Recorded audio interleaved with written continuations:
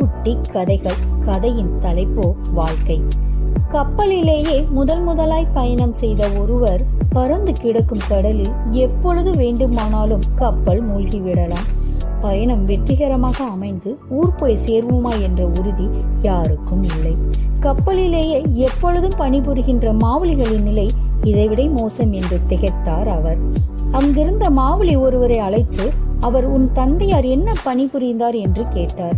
என் தந்தையாரும் என்னைப் போலவே கப்பலில் மாவுளியாக பணிபுரிந்தார்.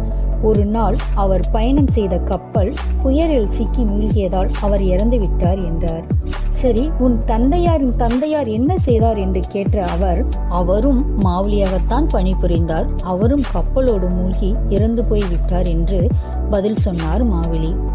என்ன, உன் தந்தையாரும் அவர் தந்தையாரும் கப்பலில் பயணம் செய்யும் பொழுது இறந்து விட்டார்களா என்றாய். நீயும் மாவுளியாக இருக்கிறாயே, கடலில் மூழ்கி இறந்து விடுவோம் என்ற அச்சம் உனக்கு இல்லையா என்று கேட்டார்.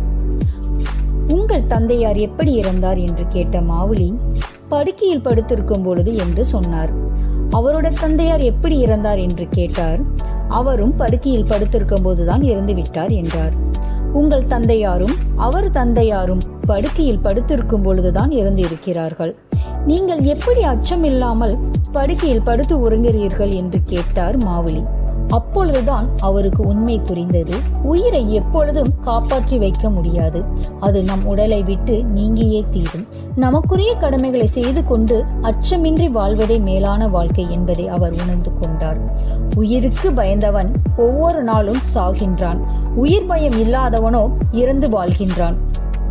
இந்த ஸ்டோரி உங்களுக்கு பிடிச்சிருந்துச்சுன்னா லைக் பண்ணுங்க, ஷேர் பண்ணுங்க, சப்ஸ்கிரைப் பண்ணுங்க. தேங்க்யூ.